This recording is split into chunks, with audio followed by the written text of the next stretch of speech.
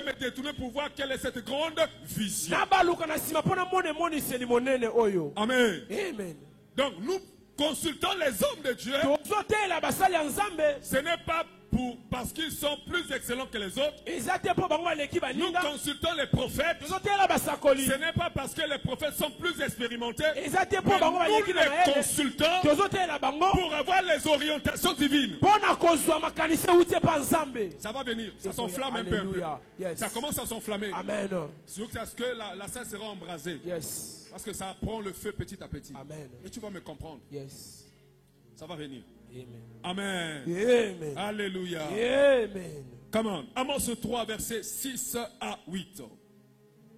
Amos 3, le verset 6 à 8. Disons la parole du Seigneur. Nous rendons grâce à Dieu. Sans le temps de la trompette dans une vie, sans que le peuple soit dans l'épouvante, arrive-t-il un malheur dans une ville? Lorsqu'il y a la tempête dans la ville, est-ce que le peuple ne sera pas dans la peur? S'il y a une tempête dans la ville, tout le monde sera plutôt dans la peur. Yes. Pourquoi? Parce que la tempête fait peur. Avance, ma fille. Arrive-t-il un malheur dans une ville sans que l'Éternel en soit l'auteur? C'est-à-dire que tout ce qui nous arrive, le malheur qui peut arriver dans une ville, l'Éternel est l'auteur de ces malheurs. En d'autres termes, rien ne peut se produire si l'Éternel n'est pas au courant.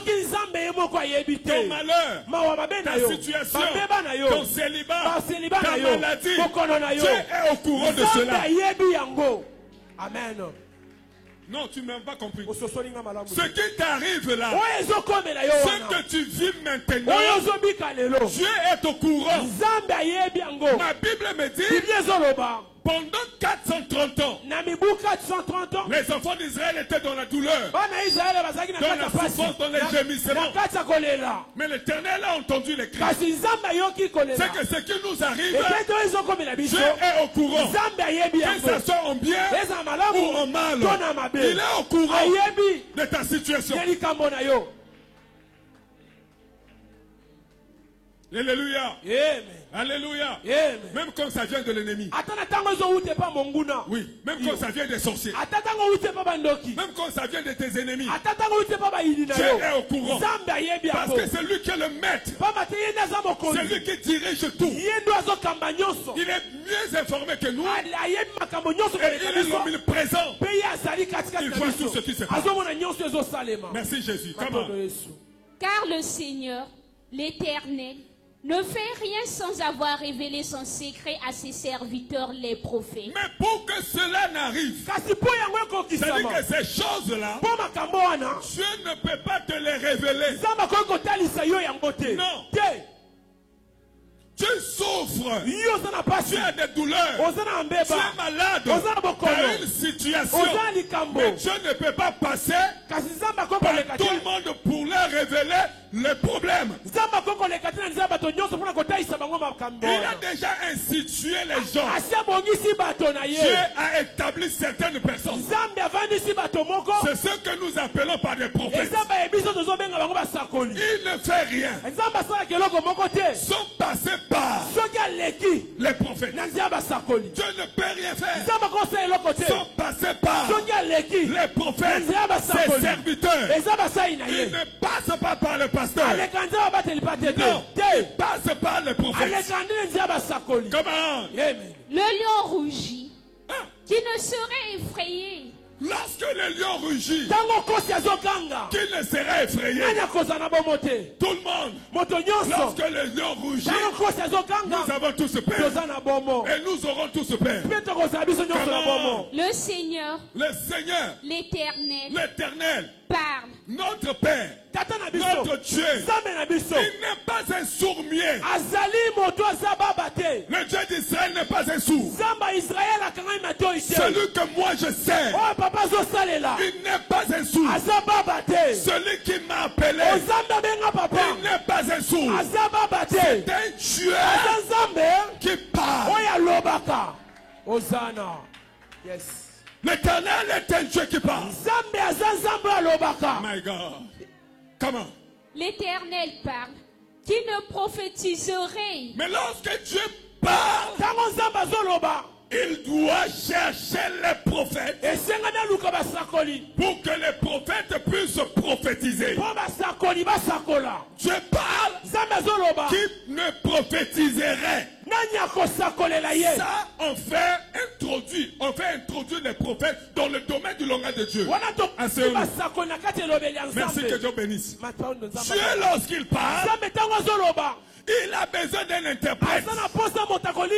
Lorsque l'Éternel veut parler, il a besoin d'un collaborateur proche. Or, le collaborateur proche, c'est le prophète. Le prophète vient, il prend la pensée de Yahvé, il interprète au peuple. Mais Dieu lui parle. Le prophète ne parle pas. Non, lui ne parle pas.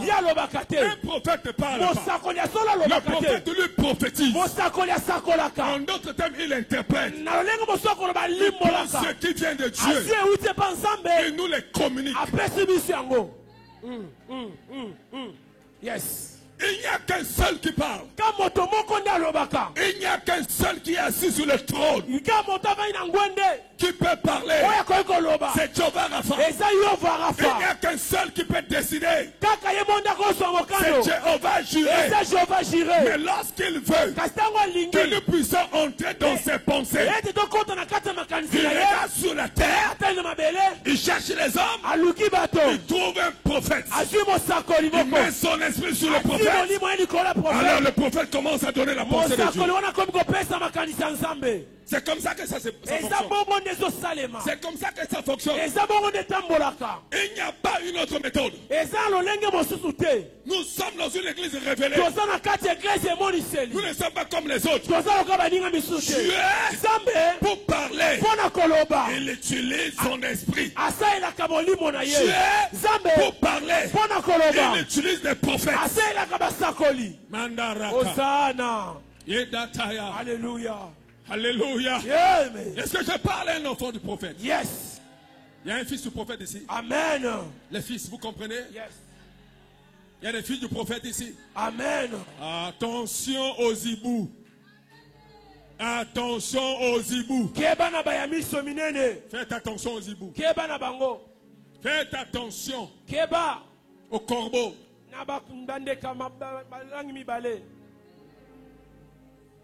Alléluia. Amen. Donc Dieu, il utilise les prophètes. S'il veut te donner les orientations, il utilise. Raison pour laquelle les consultations prophétiques sont très importantes. Elles sont très importantes. Chaque fois un enfant de Dieu est révélé, devait aller auprès des prophètes. Tu dois aller consulter un prophète pour que le prophète te parle de la part de Dieu. Ce n'est pas de la magie. Non, c'est réel et c'est vrai. Ça commence avec les esprits qui combattent les prophètes.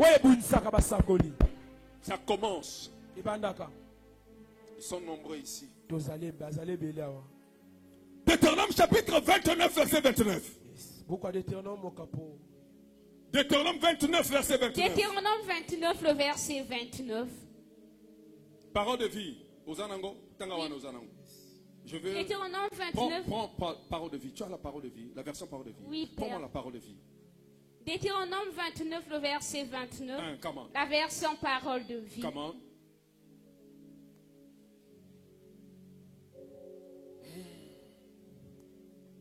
Ça s'arrête au verset 28, Père. Le verset 28, ça dit: les choses cachées appartiennent au Seigneur notre Dieu. Les choses cachées. Dans la version Louis II, c'est 29-29. Dans la version Parole de vie, c'est 29-28. Les versions sont différentes, hein? Yes. Voilà. Les choses cachées. Comment? Les choses cachées appartiennent au Seigneur notre Ces Dieu. choses appartiennent à l'Éternel, notre qui? d'autres dieux. Donc ce qui est caché, le domaine des choses cachées, Dieu ne les révèle pas à n'importe qui. C'est pour lui-même Dieu. C'est pour lui. Il le cache pour lui. Il le garde pour lui. Mandaraba. Comment? Mais les choses qu'il nous a fait connaître nous appartiennent. Les choses qu'il nous a fait connaître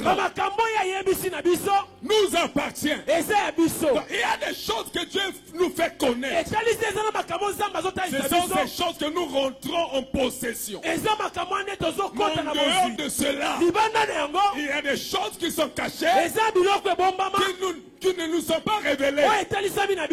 Ça, c'est le bien privé de Dieu. Mais ces choses ne sont révélées qu'aux prophètes. Même lorsque vous dites Dieu a dit invoque-moi, je te répondrai, je t'annoncerai des choses cachées. Ce n'est pas à tout le monde que Dieu révèle les choses cachées. Je te dirai la vérité aujourd'hui. Ce n'est pas à tout le monde. Tu as tellement invoqué Dieu et tu ne connais pas la source de ta maladie. Et pourtant tu l'invoques. Et tu ne connais pas la source de ton célibat. Tu es en train de l'invoquer tous les jours. Tu vas même sur les montagnes. Tu jeûnes, mais tu n'as pas l'origine de ton problème. Ce n'est pas que tu ne pries pas, tu pries. Mais Dieu ne révèle pas à tout le monde. Il ne révèle pas à tout le monde. Yes. Parce que tu vas t'accrocher à ce verset pour dire que non, la Bible dit invoque-moi, je te répondrai et je t'annoncerai des grandes choses cachées. Yes. Tu as tellement invoqué Dieu. Où sont les choses que Dieu t'a révélées? La famille est en train de souffrir. Tu es même célibataire. Tu fais des rêves la nuit. Tu manges même la nuit en tant que chrétien. Tu ne connais pas l'origine des repas de nuit. Mais depuis que Dieu a commencé à l'invoquer, pourquoi Dieu n'était pas apparu? Pourquoi Dieu n'était pas apparu? Il y a une complicité. Dieu garde certaines choses pour les prophètes. Parce que les prophètes vont dans les profondeurs. La Bible dit ce sont des choses que l'œil n'a point vues, que l'oreille n'a point entendu, des choses qui ne sont jamais montées dans la pensée de l'homme. Alléluia. Ce sont les choses que Dieu révèle. Et l'Esprit de Dieu sonde même les profondeurs. Les hommes, les prophètes, ce sont des gens qui vont dans les profondeurs. Là où tu es assis, tu sièges avec Dieu et qui révèle les choses selon la pensée de Dieu. Un homme nous a dit, on n'a jamais vu le Dieu prophétique. Comment tu prophétises? Le prophète aussi prophétise. Tu fais la continuité de ces prophéties comment? Mais c'est normal. Quand tu fais un a cappella avec ton musicien préféré, tu chantes au même moment que lui. Amen. Je suis allé en France. J'ai chanté la chanson de Thomas Lecoq avec lui. Amen. Ce n'est pas moi. Amen. On a salué Moana. Mais je suis allé avec le frère Thomas, l'évangéliste Thomas. On a chanté ensemble. C'est sa chanson. On a chanté parce qu'on a fait un a cappella avec lui. Donc c'est la continuité de ça. C'est la même pensée en fait. Lorsqu'on prophétise, si deux prophètes prophétisent ensemble, il y a une continuité de prophétie. Mais le problème, il faut qu'ils aient la même vision. Il faut qu'ils soient tous les deux des roués. Si c'est un chosé qui travaille avec un roué, il y aura l'incompatibilité. Si c'est un chamard qui travaille avec un roué, ils ne pourront pas. Parce qu'il y aura l'incompatibilité. Il faut que tu sois un roué pour travailler avec un roué. Un chosé qui travaille avec un chosé. Il y a des prophètes voyants.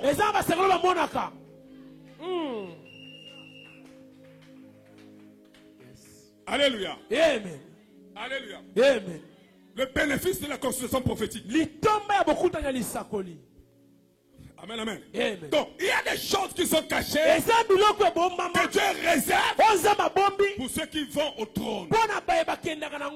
Comme Michée. Michée a quitté la terre. Il était sur la terre. Mais son esprit s'est retrouvé au ciel. Il a vu le conseil de Dieu. Les prophètes, ce sont ceux qui siègent avec Dieu.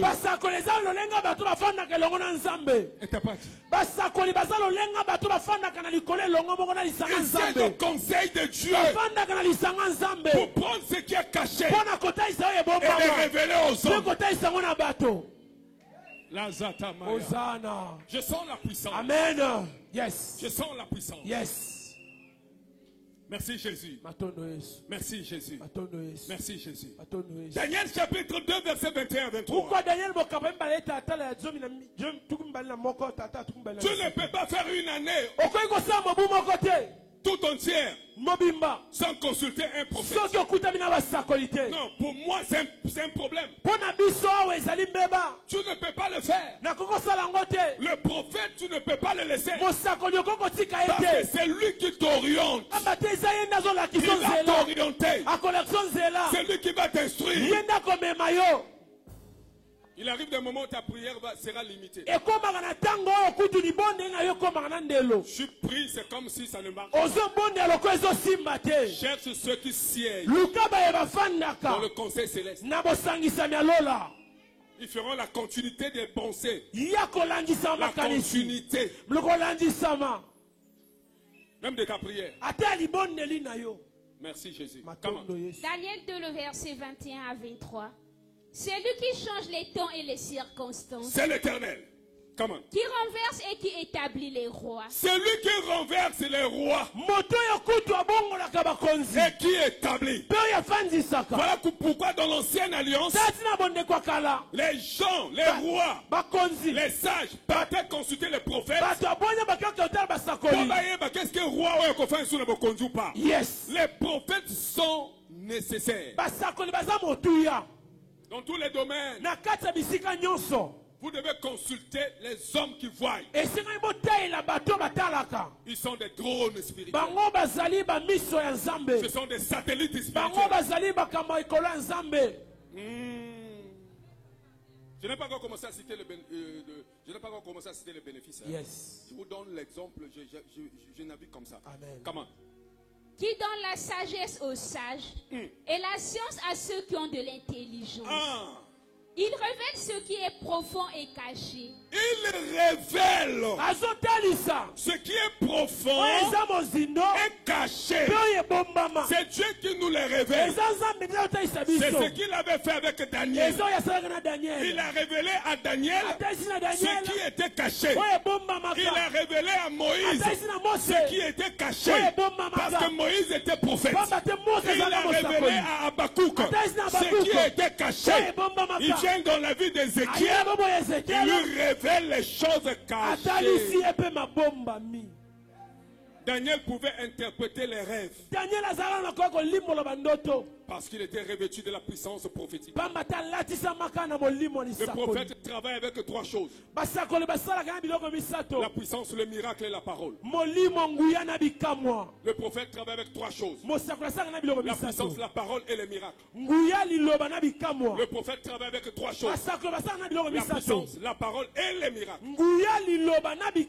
Là où il y a un prophète, il y a le miracle, il y a la parole, il y a les oracles.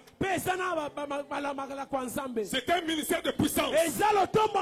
Tu ne verras jamais un prophète faible. Le prophète est un lion. Lorsqu'il est sur la chair, il arrive à un niveau donné, il se métamorphose. Il devient un aigle. Yes.